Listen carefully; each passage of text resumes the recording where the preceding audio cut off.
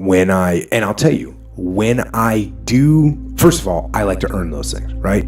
I either earn them on the front end or the back end, like one way or the other. Like I either busted my ass and did a couple days of hard working out, and all of a sudden I'm out with my kid and we're swinging by, and all of a sudden I see there's a little ice cream shop in the corner. You know what? Hey, let's get a little ice cream, a little go time. And one thing when I do it, I don't like have guilt. Yeah. When I'm sitting there, I'm not going, oh my God, I can't believe I'm doing this. No, I say, man, this is awesome. This ice cream milkshake tastes great. It's great. But later on, either that night or the next day, I earn that thing. Put a little punishment in place, a little punitive reprimand for slack behavior. And I'll tell you the thing you gotta be careful of is that it is a slippery slope. And as you mentioned, like one potato chip can lead to 20, and it does lead to 20. And even that is like, okay, understand we had a derailment, right? But don't let one day of bad food lead to another day of bad food and no working out. That's what happens. That's what makes you slide off the rails. And actually, I mean, there's like Tim Ferriss, he's got that thing where he does, it's something like 6 days in a row of eating super clean, and then on the 7th day, it's not just cheat day, you have to like just get after it because your body has to get the shock of carbs and all this stuff. There's another big lie, like you can twist your day and all of a sudden be like, well, Tim Ferriss did say that I gotta. But you do have to be careful of the slippery slope. That for me, that's what I think happens. I don't believe in the stuff that you use up your willpower throughout the day and you use up your discipline. I believe that your discipline decisions create more disciplined decisions.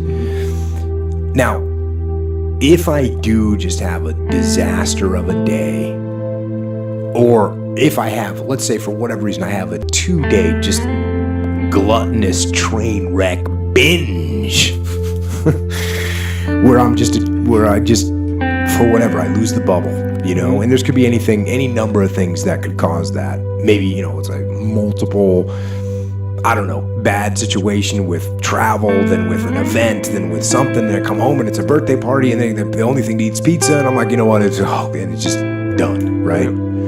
Is it better to hold the line? Yeah, it is. But if I do have one of those situations, then I'll usually react to that. I'll earn it later. If I go on just a terrible food thing, I'll do some kind of a fast. I'll do like a 24-hour fast, maybe even a 48-hour fast. I haven't done a 72-hour, but I'm gearing up to do a 72-hour. What do you just drink water? Yeah, just drink water. Dang. Just drink water. I did the 48-hour, and it was actually nothing. It was like no problem, no factor. I did everything normal, squatted, went surfing, did jujitsu. There was like some guys on the mat, and I was talking to Big Eric, Big Eric. And I was like, hey, I got to tell you something when we got done training. This is on the 2nd day of doing it. And so we trained a bunch, and, it was no factor. And he's like, what were you going to tell me? And I said, I haven't eaten for 48 hours. And I said, I'm just trying this out. And I feel completely normal. Yeah. So that's one of the things I'll do to recover. And then I'll just do some kind of, psycho kind of hardcore workout. A body in motion tends to stay in motion, and a body at rest tends to stay in rest. Don't let the momentum start going the wrong way. You know what I mean? Get that body back in motion, get back on track, snap yourself back into the discipline. Yeah. Crush some workouts, get after it, and get on that path, the path of discipline and strength, and stay there.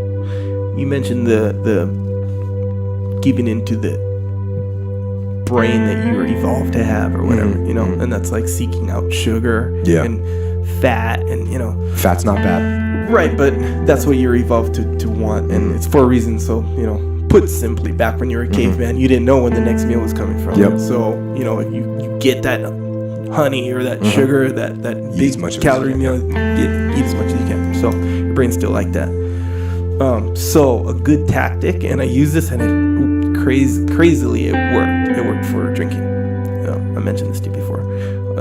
where you just understand that your brain is in a way playing a trick on you.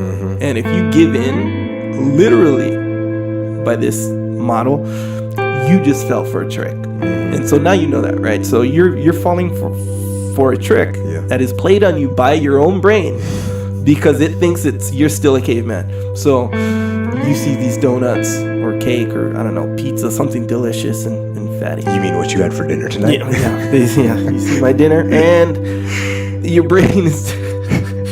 Hey, this is one of those situations though. It's your daughter's birthday party, right? You got the family over. What are you gonna do? Put them all on a paleo diet for the evening? Well, no, you're gonna get them some pizza and ice cream, and it's all good. And a little bit of cake for Echo Charles. Technically, that was lunch, and then I had a salad for dinner. Okay, good job. Technically, good job. See, you disciplined in the spirit yourself. of accuracy. Back on the track. Yeah, I like that. But so if you understand that you just fell for a trick right there. So now going forward, if I have these cravings or, that donut looks delicious in whatever way, you're about to actively and consciously fall for a trick right now. Yep. There's no scarcity of food right now. There's an abundance of food. And you know what's a perfect phrase for this? Don't be a sucker. Yeah, right? Exactly. Don't be a sucker. Like how often is it like?